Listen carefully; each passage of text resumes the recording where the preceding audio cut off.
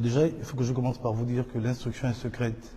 Donc je ne rentrerai pas dans le détail de l'instruction, même si je suis plutôt tenu au secret professionnel et pas au secret de l'instruction. On peut retenir de façon globale qu'il y a une personne qui est restée pendant des années enfermée alors qu'elle n'était responsable de rien. Et qu'aujourd'hui, j'ai envie d'emprunter une expression chère aux nouvelles autorités de ce pays, c'est enfin notre essor vers la félicité. Nous avons pu noter une personne qui est responsable d'un certain nombre de faits, qui sur toutes les questions a été dans la dénégation totale. C'est-à-dire que même à l'appui des preuves qui lui sont présentées, il y a le refus de dire la vérité, le refus de se conformer au jeu de la justice, pensant toujours qu'on est dans le même système où on peut, parce qu'on a été femme de chef d'État, dire ce qu'on veut sans qu'on ait une once de vérité. Nous avons aussi, et ça c'est saisissant, constaté qu'il y a quand même des malversations de plusieurs centaines de milliards, juste pour le confort et la bonne vie d'une famille. Il est quand même étonnant de voir qu'on peut être dans une cécité totale des faits qui ont émaillé la vie d'une personne pendant plusieurs années. Qui peut comprendre et qui peut croire qu'on est première dame d'un pays et qu'on puisse dire, pendant 14 ans, qu'on puisse dire qu'on ne connaît aucun Gabonais. Qui peut croire qu'une première dame d'un pays puisse affirmer qu'elle ne connaît le nom d'aucun Gabonais, donc elle ne peut rien proposer.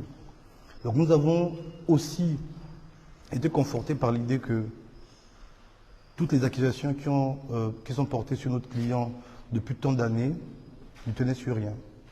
Et que les responsables des fonds alloués au confort de Madame la Première Dame étaient diligentés par la Première Dame elle-même. Donc, on peut aussi, et c'est là où je parlais de l'essor vers la félicité, on peut aussi se féliciter finalement de ce que, aujourd'hui, vous avez une personne qui a des charges qui pèsent sur elle, qui ne pèsent plus sur rien.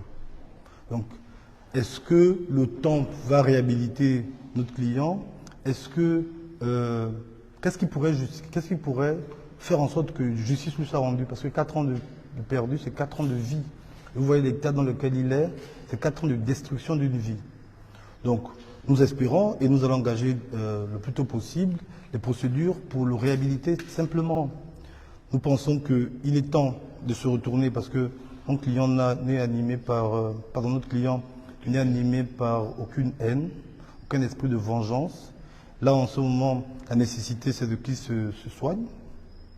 La nécessité, c'est qu'il regagne la dignité qui avait été bafouée, mise en parenthèse, sous les instructions et sous le contrôle d'une personne qui était responsable des faits qu'on lui imputait.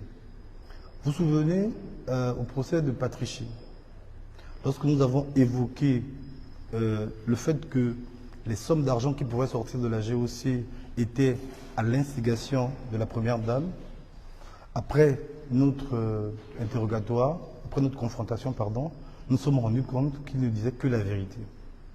Et vous ne pouvez pas dire, sur la base d'un document, par exemple, d'un relevé bancaire qui établit clairement qu'il y a des centaines de millions qui sont sortis pour vous, dire je ne sais pas de quoi il s'agit.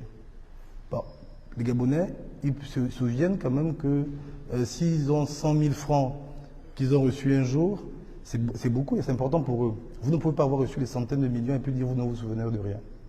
Voilà. Donc on peut avoir une certaine déception parce qu'on pourrait penser qu'à ce niveau de responsabilité, on peut quand même assumer les faits qu'on a diligentés.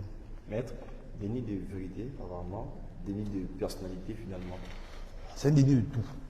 Déni de vérité, déni de personnalité, c'est un déni de tout. Je ne sais pas si je peux dire ça, mais par exemple, même le déni du prénom. Les Gabonais ont connu pendant longtemps Sylvia Bongo. Aujourd'hui, on sait qu'elle s'appelle Sylvie. Quelqu'un ne s'est jamais appelé Sylvia. Vous voyez. Déjà sur ce point-là seulement, c'est la preuve qu'elle ne joue pas le jeu de la justice. C'est la preuve qu'elle ne veut pas que la justice soit faite. Et je veux remercier les juges qui sont là depuis le matin et qui ont quand même avec efficacité pu donner certains éléments qui lui permettaient à ce moment-là de dire la vérité, ce qu'elle a refusé. Maître Dieu, quel scénario, à quoi s'attendre finalement face à quelqu'un, une personne qui décide de ne pas jouer le jeu de la justice, alors que vous dans votre démarche, vous cherchez à rétablir dans ses droits votre client qui finalement ne serait pas impliqué dans tout ce qui lui serait reproché. Écoutez, notre rôle aujourd'hui, c'est d'établir l'innocence de notre client qui est au pénitencier de Libreville depuis 4 ans maintenant. Ça fera 4 ans exactement le mois prochain. Et la confrontation qui vient d'être faite a permis de mettre en lumière à la fois